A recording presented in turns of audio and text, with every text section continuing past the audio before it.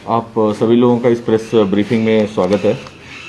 आपको जैसा पता है कि पूरे देश में पूरे प्रदेश में जो कोविड-19 का क्राइसिस है वो बना हुआ है। जिला कांगड़ा में भी स्थिति उसी स्तर की है और लगभग हर घंटे जिला कांगड़ा में एक डेथ रिकॉर्ड की जा रही है। इस वक्त 8,500 एक्टिव केसेस हैं जिला कांगड़ा में और अगर स्थिति ऐसी ही बनी रही तो अगले 1-2 दिनों में ये आंकड़ा जो है 10,000 को क्रॉस कर सकता है। इस वक्त हमारे यहाँ पर होम आइसोलेशन में लगभग 8,000 पेशेंट्स हैं और जो इंस्टीट्यूशनल क्वारंटीन में हैं लगभग 550 के आसपास पेशेंट्स हैं। इसको मद्देनज़र रखते हुए कुछ कोरोना रिस्ट्रिक्शंस, कोरोना कर्फ्यू के रूप में पीछे भी लगाई गई थी, लेकिन स्थिति में कोई सुधार न देखने के उपरांत स्टेट गवर्नमेंट द्वारा निर्णय लिया गया है कि और रिस्ट्रिक्शंस बढ़ाई जाएं और उनको स्ट्रिक्ट किया जाए ताकि जो कोरोना का चेन है उसको ब्रेक किया जा सके। उसी को लेकर कल स्टेट गवर्नमेंट के माध्यम से कुछ आदेश जारी किए गए थे। आज जिला कांगड़ा में उसी अनुसार धारा 144 के अंदर कुछ आदेश जारी किए जा रहे हैं। ये जो कोरोना कर्फ्यू है, ये जो ऑर्डर्स हैं और ये जो रिस्ट्रिक्शंस है जो फर्दर, ये 10 मई से 17 मई तक सुबह 6 बजे से सुबह 6 बजे तक लागू होंगे। और जैसा कि पहले था कि 5 से ज़्यादा लोगों की जो असेंबली है उसको अनलॉफुल ट्रीट किया जाएगा। इसके अलावा जितने भी आपके सिनेमा हॉल्स हैं, मॉल्स हैं, मार्केट कॉम्प्लेक्सेस हैं, मेगा मार्ट्स हैं, बाजार्स हैं, gymnasium, sport complexes, swimming pools, entertainment park, theatres, auditorium, assembly halls and all related activities जहां लोग इकट्ठा होते हैं फिलहाल के लिए बंद रखा गया है। एक बहुत सारी क्वेरीज जो आप लोगों के माध्यम से और आम लोगों के माध्यम से आ रही हैं कि कर्फ्यू में जो रिलैक्सेशन है वो कब से कब होंगी। जिला कांगड़ा में ये सुबह 8 बजे से 11 बजे तक होंगी। 3 घंटे का रिलैक्सेशन दिया गया है सुबह 8 से 11 बजे की। और इस रिलैक्सेशन के दौरान जो आम जनता है, हर परिवार से कोई एक सदस्य घर से बाहर निकलकर जो एसेंशियल परचेजिंग है, एसेंशियल कमोडिटी की परचेजिंग है वो कर सकता है। और जो रिलैक्सेशन आवर में जो सेल परचेज जो अलाउ किया गया है वो इस प्रकार से है। फेयर्स प्राइस शॉप्स ओपन रहेंगी, राशन की शॉप्स ओपन रहेंगी, जो भी रिटेल शॉप स्टोर हैं जो ग्रोसरी सेल करती हैं, डेयरी प्रोडक्ट सेल करती हैं, कन्फेक्शनरी जो सेल करती हैं, bread, fruit, vegetable, egg, chicken, meat and other uncooked food items, ये अलाउड होंगी। इसके अलावा फर्टिलाइजर, पेस्टिसाइड और सीड रिलेटेड जो शॉप्स हैं वो अलाउड होंगी। इसके अलावा जो शॉप्स हैं जो पेट एनिमल फीड या फॉडर बेचती हैं वो भी अलाउड होंगे। तो अब इन 3 घंटों में सिर्फ यही एक्सेम्पशन होगा, इसके अलावा बाकी जो शॉप्स हैं वो बंद रहेंगे। इसके अलावा पब्लिक जो ट्रांसपोर्ट है पूर्णतः उसको क्लोज कर दिया गया है।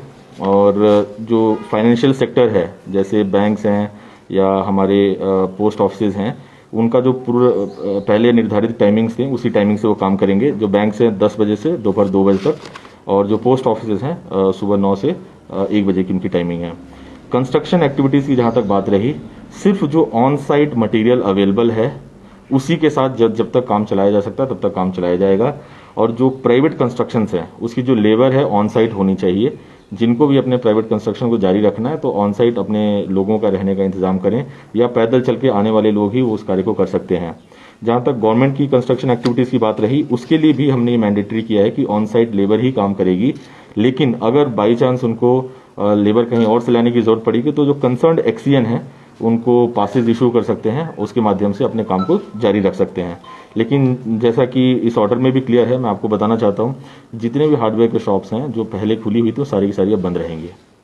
इसके अलावा जो एग्रीकल्चरल एक्टिविटी है, ऑन फुट जाके अपना खेत में कटाई बाकी जो कार्य चला रहता है वो दिन में लोग अपने गाँव में कर सकते हैं। इसके अलावा जो शादियों की बात की जाए तो जो 20 का जो आंकड़ा था जो सरकार के माध्यम से दिया गया था उसी के माध्यम से लोग आगे बढ़ सकते हैं।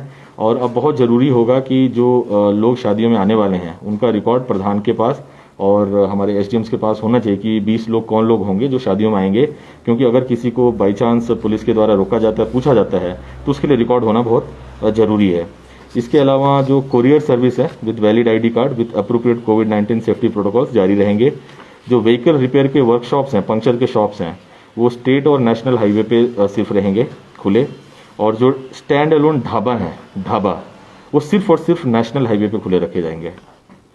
इसके अलावा जो भी सप्लाई चेन रिलेटेड ट्रांसपोर्टेशन है ऑफ एसेंशियल कमोडिटीज वो जारी रहेगी। लोडिंग अनलोडिंग जो भी गुड्स कैरियर का जो मूवमेंट है वो जारी रहेगा।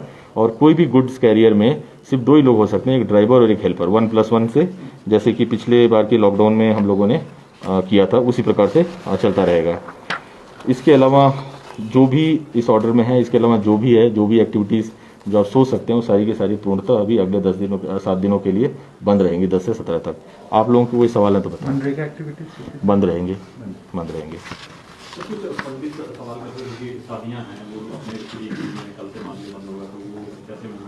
बिल्कुल, मैं वही बताया कि वो 20 के ही टोटल में होने चाहिए। उनकी लिस्ट एसडीएम या प्रधान के पास होनी चाहिए। अगर उनको रोका जाता है तो उनको ये सत्यापित करना पड़ेगा, बताना पड़ेगा। जो भी जहाँ पे भी नाके पे रोका जाएगा वहाँ पे इंक्वायरी बेस्ड सिस्टम होगा। अगर वो बता देते हैं, सेटिस्फाई कर देते हैं तो उनको जाने दिया जो लोग सुबह मॉर्निंग वॉक पे जाते हैं उनके लिए बिल्कुल सुबह। अब हमने ये बता दिया कि जो मूवमेंट है वो 8 से 11 बजे के बीच में ही होने चाहिए। तो अभी के लिए फिलहाल इन सब चीज़ों पे रोक रहेगी। जो ढाबे आपने बंद करने के लिए नेशनल हाईवे जो साइड में होंगे ढाबे जिनके द्वारा खाना पैक करके जो है वो दिए जाते हैं, बहुत क्लियर है कि जो नेशनल हाईवेज पे ढाबा होंगे, क्योंकि जो एसेंशियल कमोडिटी की मूवमेंट होती है उनके लिए बहुत सारी जगहों पे लोग रुकते हैं, जो ड्राइवर्स हैं रुकते हैं, खाते हैं, फिर आगे जाते हैं। हम नहीं चाहते हैं कि इस तरह की जो एसेंशियल कमोडिटी की मूवमेंट बाधित हो। सिर्फ और सिर्फ नेशनल हाईवे पे जो बना के खिला सकते हैं वही खुले रहेंगे। ढाबे जो है उनके द्वारा ना डॉक्टरों को खाना पैक करके दिया जाता है। नहीं, तो फिर इस तरह के ढाबे नहीं है। जो पूर्णतः वहीं के वहीं फंक्शनल होंगे वही कर सकते हैं। सर, ऑनलाइन क्लासेस जारी हैं तो मोबाइल शॉप में बड़ा कंफ्यूजन है। अगर मोबाइल खराब हो जाए तो किस तरीके से? नहीं, इसके लिए हो सकता है कि आने वाले समय में जो कुछ और इंस्ट्रक्शंस हम स्कूल को भी देने वाले हैं कि जो क्लासेस का ड्यूरेशन है उसको भी रिड्यूस किया जाए। और जो बच्चों पे बोझ पड़ रहा है, लगातार 7 दिन क्लासेस ऑनलाइन चलाई जा रही हैं, उसके बारे में भी एडमिनिस्ट्रेशन फैसला लेने वाला है। लेकिन फिलहाल के लिए इतना ही है कि ये जो मोबाइल के रिपेयर के शॉप्स वगैरह हैं सारी क्लोज रहेंगी, सारा कुछ बंद रहेगा। सर, ग्रोसरी को थोड़ा सा एक्सप्लेन करेंगे कि बहुत सी दुकानें, जनरल स्टोर, बीड़ी सिगरेट की चिप्स वगैरह वो खुद ही मिल रही है अभी। जो भी अनकुक्ड फूड आइटम्स बेचते हैं उनको खोला जाएगा। और अगर मौके पे ऐसा लगता है कि कोई जानबूझकर सिर्फ थोड़े सा सामान और बाकी चीज़ों को ज़्यादा बेचने की फिराक में है, ऐसे शॉपकीपर्स के खिलाफ कार्रवाई भी की जाएगी। सर, देखा जा रहा है सर कई दुकानों में जो है पुलिस वाले जा रहे हैं, तो किस तरह के इंस्ट्रक्शन जारी की गई हैं कि सामान को कस्टमर को दुकान के अंदर जाने देना है या नहीं देना है, क्योंकि कई लोग चालान जो है बिगाते गए हैं। और नहीं, जहाँ तक बात है, कोई कंफ्यूजन अब ये नहीं होना चाहिए कि किस प्रकार की दुकानें खुली रहेंगी। ये बहुत क्लियर हो गया, मैंने एम्पली क्लियर कर दिया। अगर आपको और भी कोई डाउट्स हों लोगों की तरफ से तो पूछ सकते हैं, मैं बता दूंगा कि किस प्रकार की दुकान। इसके अलावा कोई भी दुकान खुली रहेगी तो उसको हम तुरंत बंद करवाएंगे। दुकान के अंदर कस्टमर जा सकता है या नहीं जा सकता है? देखिए, हमने पहले ही बोला था, पिछले 1 साल से बहुत सारे जो हमारे शॉपकीपर्स हैं उन्होंने बहुत अच्छा सिस्टम निकाला हुआ है। उन्होंने दुकान के बाहर थ्रेड्स वगैरह लगाए हुए हैं। अंदर जाने की अनुमति नहीं ही देनी चाहिए, क्योंकि अभी जैसे कि प्रमाण आ रहे हैं कि वायरस हवा में भी है और इससे जो शॉपकीपर है उसको भी खतरा हो सकता है। तो एक प्रॉपर प्रोटोकॉल जो है शॉपकीपर्स को भी फॉलो करना चाहिए और बिना मास्क के कोई भी कस्टमर को एंटरटेन नहीं करना चाहिए। और हो सके तो जैसा पहले हमने किया था कि बाहर भी जो लोग खड़े हैं उनको बोला जाए कि गोले लगाए जाएं और वो लाइन्स में ही खड़े हों, ताकि आपस में स्प्रेड होने के चांसेस कम हों। बहुत से स्टोर्स ने ऑनलाइन परचेजिंग की फैसिलिटी शुरू कर दी है। क्या आपको लगता है कि ऑनलाइन की सप्लाई जो है वो चलती रहेगी? जो कोरियर सर्विस जो चलेगी उसके अलावा और कुछ नहीं चलेगा। आप कुछ पूछ रहे थे? विशेष तौर से सर छुट्टी थी, बहुत सारे लोग जैसे दूसरे डिस्ट्रिक्ट से या दूसरे स्टेट से यहाँ आए हुए थे, कल जैसे ड्यूटी के लिए जाना है तो कल से ही कर्फ्यू रहेगा 6 बजे से, तो उनके लिए किस तरह की? देखिए, इसमें बहुत क्लियर है, जो इंटर डिस्ट्रिक्ट और इंट्रा डिस्ट्रिक्ट मूवमेंट है उस पर इसी तरह का प्रतिबंध होगा कि एसेंशियल सर्विसेज के लिए, इमरजेंसी सर्विसेज के लिए जा सकते हैं। जो लोग एसेंशियल सर्विसेज में इन्वॉल्व हैं उनके लिए भी हमने अभी एक जो ऑर्डर है, कंप्लीट ऑर्डर अभी रिलीज कर दिया जाएगा। जो उन डिपार्टमेंट्स में काम करते हैं जिनकी सर्विसेज वांछित हैं वो जा सकते हैं और वैलिड आईडी कार्ड के प्रोडक्शन में जा सकते हैं। किसी प्रकार के आईडी कार्ड्स वगैरह की जरूरत नहीं है। सिर्फ जो इंटर स्टेट मूवमेंट है उसके लिए ई पास का सिस्टम पहले से जारी किया गया है। पहले वो ऑटो अप्रूवल पे था, अब हमारे एसडीएम्स के माध्यम से उसको अप्रूव किया जा रहा है और उसी के माध्यम से आना जाना लोगों का जारी रहेगा। तो ट्रांसपोर्ट परिवहन व्यवस्था को लेकर क्या नई गाइडलाइन रहेगी? पब्लिक ट्रांसपोर्ट बंद कर दिया गया है। जो प्राइवेट ट्रांसपोर्ट है only in case of medical emergency, vaccination या टेस्टिंग के लिए विद 50% कैपेसिटी टैक्सीज को भी इस्तेमाल कर सकते हैं और प्राइवेट व्हीकल को भी इस्तेमाल कर सकते हैं। टैक्सी वाले को पास वगैरह बनाना पड़ेगा? नहीं, बस जो उसमें कस्टमर जा रहा होगा उसको इंश्योर करना होगा कि वो वैलिड पर्पस के लिए जा रहा है। सर, मेडिकल लैब्स के बारे में कोई गाइडलाइन है क्या? किस तरीके से वर्क करेंगे? तो लैब्स वगैरह तो जारी रहेंगे। जो भी इसमें बहुत क्लियर है, जो हेल्थ के इंफ्रास्ट्रक्चर है, हेल्थ का इंफ्रास्ट्रक्चर 24/7 फंक्शनल रहेगा। खास करके जैसे पिछले ऑर्डर में हमने बोला था कि हमारे जो मेडिकल शॉप्स हैं 24/7 चलेंगे, लैब्स जब तक चलाना चाहते हो चला सकते हैं, उनको अपना एक वैलिड आईडी कार्ड लेकर आना जाना होगा। किसी प्रकार का पास सिस्टम हम नहीं रख रहे हैं। आपको अगर आपके पास आईडी कार्ड भी नहीं है तो भी इंक्वायरी बेस्ड सिस्टम होगा, जहां पे भी नाके पे रोका जाएगा। अगर आप बता सकते हैं कि आप किस पर्पस के लिए जा रहे हैं, आप कौन हैं और कहाँ जा रहे हैं, तो उसको आने जाने दिया जाएगा। ऐसी कोई दिक्कत नहीं आने वाली है। तो जब भी ऐसा कभी स्थिति आती है, अगर कोई भी आपको रोकता है तो किसी न किसी से आप बातचीत करवाएं, ताकि ये पता चल जाए कि वैलिड पर्पस से जा रहे हैं। देखिए, अगर हम पास वाले सिस्टम में जाएंगे, इंट्रा डिस्ट्रिक्ट और इंटर डिस्ट्रिक्ट मूवमेंट के लिए पास का सिस्टम करेंगे, बहुत क्यास होगा, बहुत परेशानी होगी लोगों को। तो बस मैं ये आप लोगों के माध्यम से लोगों से अपील करना चाहता हूं कि लोग उसी पर्पस के लिए निकलें जो बहुत एसेंशियल है। अदरवाइज 17 मई तक सुबह 6 बजे तक लोग अपने घरों में रहें और पूर्णतः जो कोरोना कर्फ्यू लागू किया गया है उसका पालन करें। और आपके माध्यम से मैं ये भी बताना चाहता हूं बार बार, क्योंकि अभी वैक्सीनेशन की प्रक्रिया चली हुई है और 100% वैक्सीनेशन होने में बहुत समय लगेगा। ऐसे में जो 3 मुख्य बातें हैं उसका विशेष ध्यान रखें। एक, डबल मास्किंग को लेकर बार बार बात की जा रही है, सोशल डिस्टेंसिंग की बात की जा रही है, और तीसरा जो है हाथ को सैनिटाइज करने की बात की जा रही है। कृपया इन तीनों मुख्य बातों का पालन करें और आने वाले समय में अपने आप को, अपने परिवार को कोरोना से बचाएं। सर, एक आवाज साइट से जो होम डिलीवरी हो रही है, क्या वो कंटिन्यू रहेगी? कहाँ से? एक आवाज साइट अमेजन फ्लिपकार्ट। हाँ, मैंने बोला जो कुरियर सर्विसेज वो चलती रहेंगी, क्योंकि कुरियर सर्विस के माध्यम में आजकल मेडिसिन से लेकर बहुत सारी चीज़ें सप्लाई होती हैं। जो आइडेंटिफाइड कुरियर सर्विसेज हैं, जो नोन कुरियर सर्विसेज हैं, एस्टैब्लिश्ड कुरियर सर्विसेज हैं, वो चलती रहेंगी। जो वैक्सीनेशन आपका चल रहा है, वैक्सीनेशन में बहुत से ऐसे स्टाफ की ड्यूटीज लग रही हैं जो अदर डिपार्टमेंट से हेल्थ के अलावा, तो आप उसके बारे में निश्चिंत रहें, क्योंकि जो हमारे अपने स्टाफ की मूवमेंट है उसके बारे में जो हमारी प्लानिंग है वो अलग ढंग से हम कर रहे हैं। क्योंकि हमारे बहुत सारे स्टाफ हमारे हॉस्पिटल्स वगैरह में आता जाता है, वो कहाँ रुकेगा, कैसे रुकेगा, इसका जो सारी संरचना है, जो सारा इंतजामात है, वो हमने ऑलरेडी कर लिया है। मेरा सवाल ये था सर कि उनकी वैक्सीनेशन का क्या है? Are they also frontline? देखिए, जिस प्रकार से department of health, government of India के माध्यम से एडवाइजरीज आ रही हैं और उसी के अनुरूप स्टेट गवर्नमेंट के हेल्थ डिपार्टमेंट से जो एडवाइजरीज आ रही हैं, उसी के हिसाब से हम वैक्सीनेशन को आगे बढ़ा रहे हैं। उसमें कौन कौन पात्रता रखता है वो डिसीजन स्टेट गवर्नमेंट और सेंट्रल गवर्नमेंट का है, उसके अनुरूप ही हम आगे वैक्सीनेशन के लिए बढ़ रहे हैं। इस वक्त मेरी तरफ से कोई कमिटमेंट देना गलत होगा। सर, खास तौर पे पत्रकारों के मूवमेंट पे कोई दिशा निर्देश, नई गाइडलाइन जारी की है? बहुत क्लियर है, आप भी एसेंशियल सर्विसेज में कवर्ड हैं और अपने वैलिड आईडी कार्ड के साथ आप लोग मूवमेंट कर सकते हैं, कहीं कोई दिक्कत नहीं आने वाली है।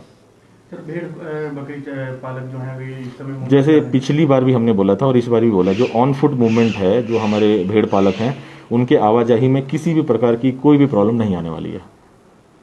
सर, हेल्थ सर्विसेज की क्या स्थिति है हमारे जिला में अभी जिस तरह से मामले? देखिए, रोजाना हम कोशिश कर रहे हैं कि हमारा जो नंबर ऑफ बेड्स हैं उसको हम बढ़ा सकें, और ऑक्सीजन की जो सप्लाई है निरंतर बनी हुई है। आने वाले समय में कुछ जगह प्लान है, जैसे टांडा में हमने बोला था एक कैंसर वार्ड है, उसको हम क्लोज करके 25 बेड और एक्स्ट्रा हम करने की कोशिश कर रहे हैं। आज नूरपुर सिविल हॉस्पिटल का निरीक्षण किया गया, हो सकता है वहाँ भी 50 बेडेड हॉस्पिटल की हम तैयारी करें। पपरोला में 50 तक की कैपेसिटी हमने अचीव कर ली थी, कल शाम तक हो सकता है 50 की कैपेसिटी और ऐड हो जाए। तो धीरे धीरे हमारा प्रयास है कि जो प्राइवेट हॉस्पिटल्स हैं, जो गवर्नमेंट के हॉस्पिटल्स हैं, उसमें जो कोविड के बेड्स हैं, जो ऑक्सीजन वाले बेड्स हैं, उनकी संख्या को धीरे धीरे हम बढ़ाने की कोशिश कर रहे हैं, ताकि जिस प्रकार से नंबर्स बढ़ते जा रहे हैं उनको किस प्रकार से अकोमोडेट किया जाए। बाकी जहाँ तक बात रही ऑक्सीजन सप्लाई की, तो 2 बॉटलिंग प्लांट्स फुल्ली फंक्शनल हैं, एक आरके जो हमारा इंदौरा में है और एक नगरी में रवि एंटरप्राइजेज है, जहाँ से बॉटलिंग सुचारू रूप से हमारी पूरे ज़िले की, इनफैक्ट चंबा ज़िले तक की सुचारू रूप से चली हुई है। तो अभी इस वक्त फ़िलहाल ऑक्सीजन की और बेड्स की कोई कमी नहीं है। हाँ, ये जरूर मैं बताना चाहता हूँ आपके माध्यम से, आईसीयू बेड्स हमारे पास लिमिटेड हैं, उन्हीं के हिसाब से हम काम कर रहे हैं, जो कि क्षमता इस वक्त ऑगमेंट करना पॉसिबल नहीं है। इसीलिए मैं बार बार आप लोगों के माध्यम से लोगों से यही अपील कर रहा हूँ कि लोग सुरक्षित रहें, बस उतनी ही लोगों को ज़रूरत पड़े बेड्स की जितनी हमारे पास बेड्स देने की आवश्यकता है। इसीलिए इस प्रकार के जो इंतजाम हैं, जो कोरोना कर्फ्यू का इंतजाम है, किए जा रहे हैं। कुछ कंप्लेंट्स भी आई हैं सर, शायद पिछले कल आपको भी फतेहपुर से कोई बीएमओ ने कंप्लेंट किया हो? देखिए, इस प्रकार का कोई मामला मेरे ध्यान में आया है और इसमें इस मैटर को इंक्वायर किया जा रहा है। आने वाले समय में जो भी कार्रवाई करने की जरूरत होगी वो की जाएगी।